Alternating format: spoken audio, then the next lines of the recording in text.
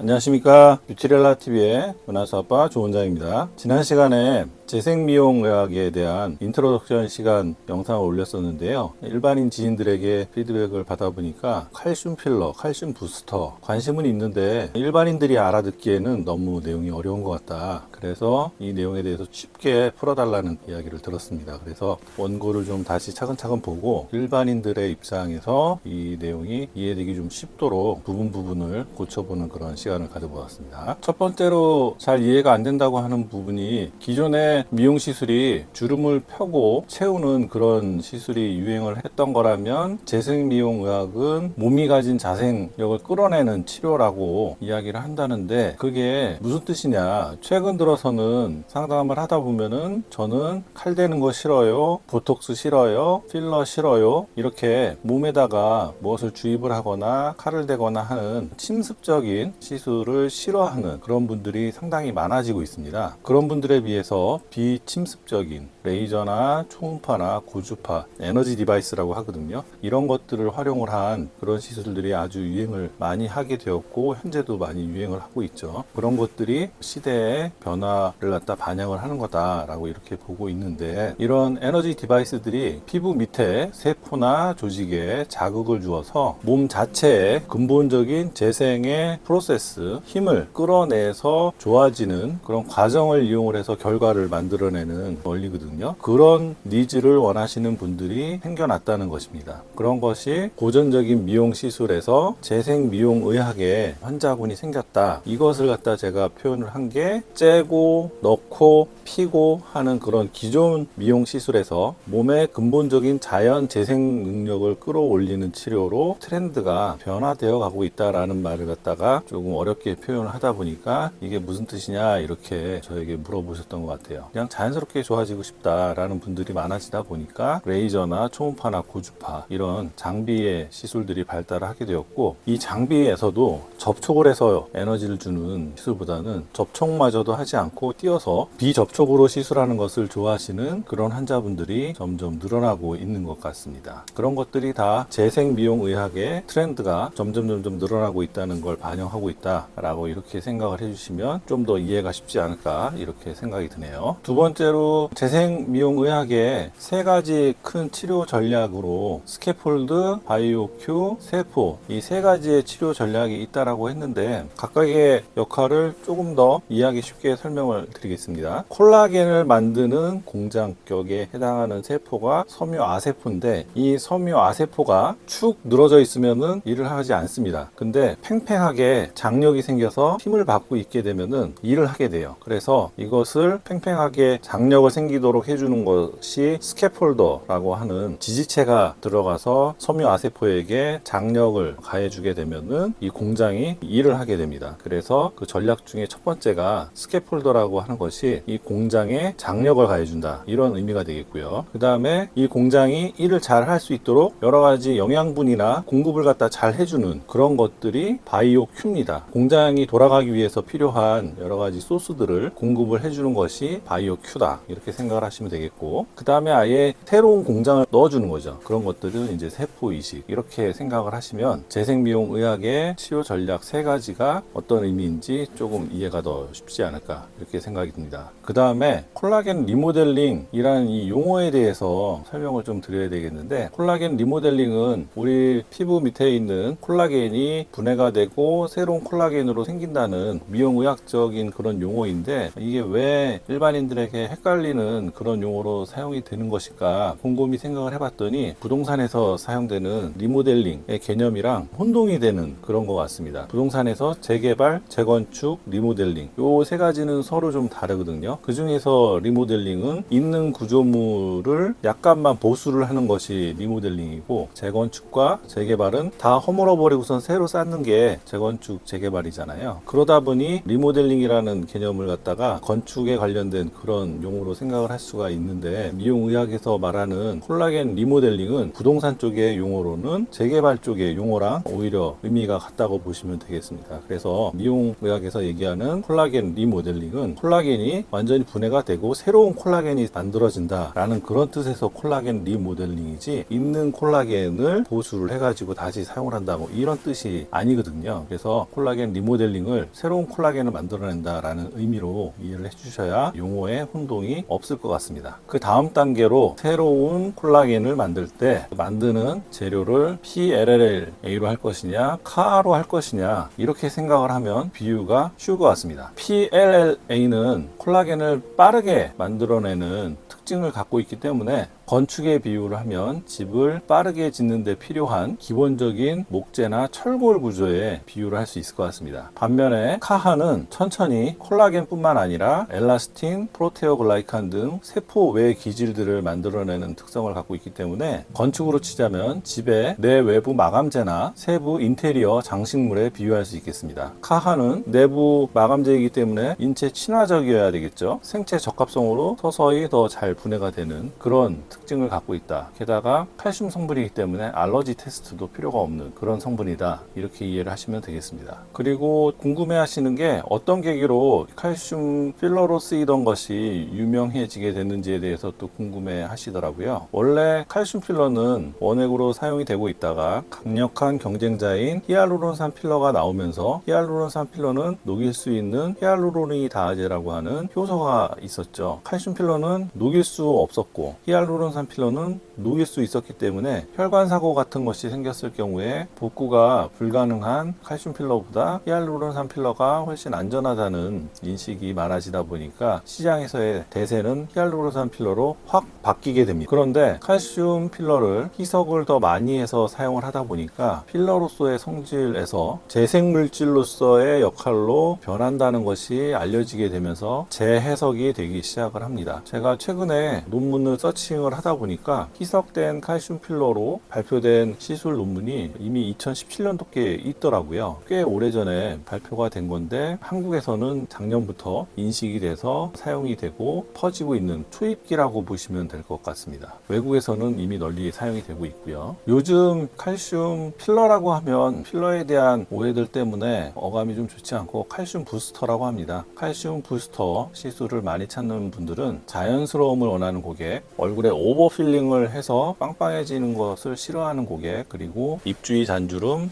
목주름을 잘 해결하고 싶은 고객, 그런 분들에게 더 어필이 많이 되는 것 같습니다.